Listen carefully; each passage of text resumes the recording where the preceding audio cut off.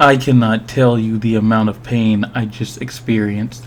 I have been recording a video for the last 5 to 10 minutes easily, and my microphone was muted the entire time. You didn't hear a thing I said. I talked about this chicken brown and plaid being thick and how I wanted her to sit on my face. I didn't outright say that, but it was understood. Look how thick she is. Good God. What I wanted to talk about today was DeepWoken.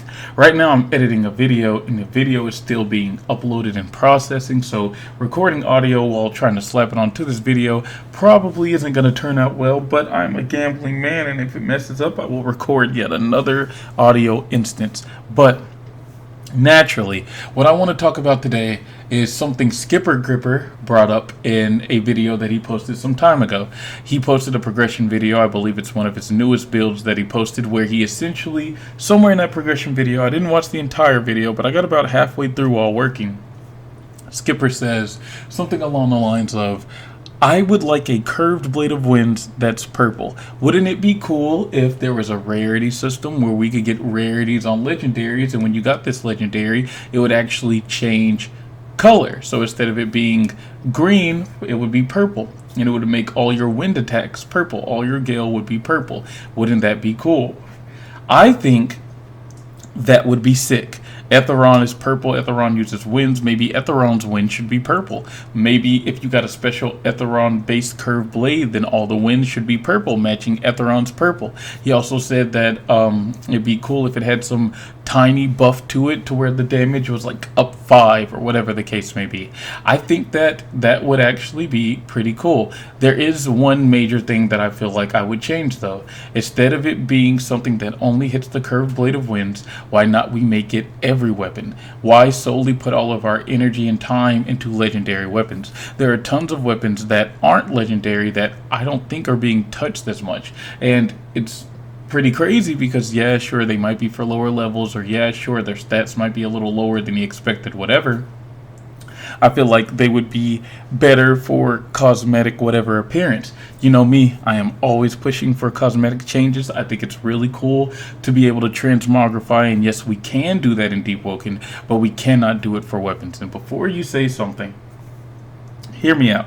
I understand that transmogging a light weapon in place of a heavy weapon is game breaking and just doesn't make sense at all. But being able to transmog potentially another light for a light or a heavy for a heavy would be pretty cool, right? Why can't we transmog daggers for daggers, or hammers for hammers, axes for axes, swords for swords? Maybe I like the way a certain sword looks, but I like the feel of the other sword. I like the stats of the other sword. Why not let us transmog that, right? But to piggyback off of what Skipper was saying, I feel like his idea is actually really good. I really like the idea. There are some things I would change though. Instead of it being purple, you know, and don't get me wrong, I know Etheron is purple. I think it would be cool if Etheron's winds that he used, the gale that he used while fighting you, was purple, and that way it would kind of make a little bit more sense to get a rarity purple curved blade of winds. I think that if he were to go that route, that should be something that would be implemented in that way. But if that were not the case, I think that it would be much cooler if instead we got a relic. It's a relic that would replace some of the higher relics that people strive for, the drop chance at least, and instead of it being solely locked into the Diluvian or whatever, these extra whatevers that people are always making builds for, let's put it in stuff that people will have to make more and or entirely new builds for. World events are very big right now. Seems like the devs are really trying to get people to play these world events. Why not put this relic in the world events? Why not put this relic solely in Etheron? So many people farm Chaser, the Diluvian, etc. Why not have something where you have to defeat Etheron, you have to defeat X amount of, what are they called, Curse Guards, in order to get this relic? Make it some weird drop that you have to go way out of your way for when farming, right? That way people are touching extra content that's not usually there. That Miner's Landing dungeon, put it there. You know, give us this relic that essentially can be used on any weapon, right? And when it does, it gives it a buff. I was originally debating if it should be some kind of buff where like it changes per weapon, but maybe it should just be a standard, like Skipper said, tiny buff. Maybe instead of 5 added damage to whatever weapon, it's a extra 1 damage on top of whatever.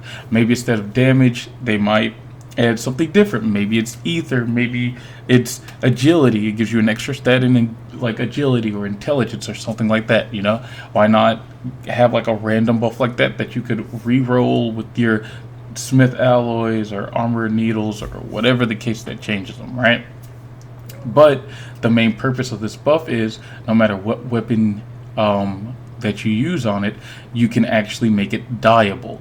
And what eventually happens is, whether it's a legendary or not a legendary, you can dye each individual part of that weapon or whatever parts of that weapon the same way that you would clothes with dye packets. And that way, boom, you know, now you can go running around with this purple curved blade of winds, and as long as you're using it and fighting with it, all your wind attacks are purple, or all your wind attacks are white instead of green, or all your wind attacks are black, or maybe you end up putting it on a Grand Sotaruska and you love the blue and the red, but wouldn't it be crazy if it was green like Gale? So when you use your Gale attacks while using the Grand Sotaruska, everything's green, and now it looks like you've got this tricked out Gale Grand Sotaruska. Wouldn't it be cool to use it on a Pyre Keeper and change the base colors of the flame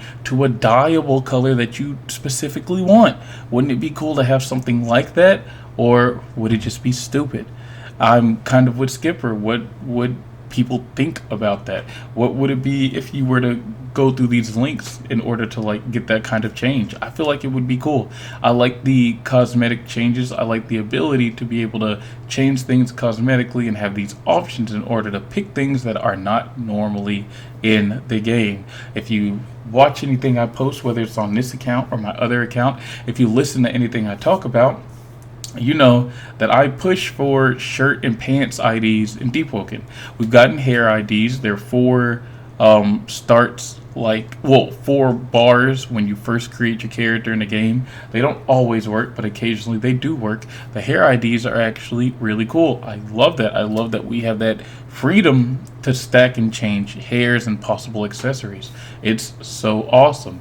But wouldn't it be even cooler if maybe at one point we could put on actual clothes? And what if it was an echo modifier, or just an echo, the same way that elementalist is and multifaceted is, where you have to donate X amount of echoes to change your shirt and pants ID each time per slot? Or maybe you unlock it once and you just permanently unlock it, and now people are trying to figure out, man, how do I run around DeepWoken looking like Satoru Gojo? How do I run around looking like Princess Peach? And then, you know, they got these IDs on mixed with their normal armor. Or what if, not armor, but equipment. But what if armor did play a big part? What if, in turn, instead, you make the ID whatever a blueprint? Now you are schematic. Now you have to farm that schematic from insert whatever here if you want to be able to use it. Now you have to, you know, give some kind of challenge loss behind it if it is that big of a problem. You know, that way we can keep the stats of whatever armor we want, but transmog. Some people might go through the trouble of trying to get that schematic just so that they can run around looking like whatever. Some people won't. If it's like naked whatever or out of pocket whatever that like kind of makes the devs on the fence about it, then why not go and block whatever you see, or give temp bans to people who are outright wearing it, or check the history in the account or whatever, or specifically block out shirt and pants IDs that have certain keywords in them. That way they aren't allowed to go around wearing this out-of-pocket stuff. I know it's definitely a huge jump towards it, but I feel like it would be pretty cool. When Type Soul implemented it into their game, I was like, I gotta give this a try. I love the fits people are wearing while being able to run around this like bleach-centered universe. I was like, man, I can't wait till DeepWoken gets this, and they haven't gotten it yet. When it comes to cosmetics, I love stuff like that. I think it's awesome. I think being able to dye more stuff would be sick. I think being able to have more options while wearing whatever would be even sicker. I know there's more things that I could, opt to push into change though, outside of just that base whatever. But hopefully somebody hears this, and I want to know, what do you guys think, or girls, or people? What do you things think? All right, that's it. Eat my balls.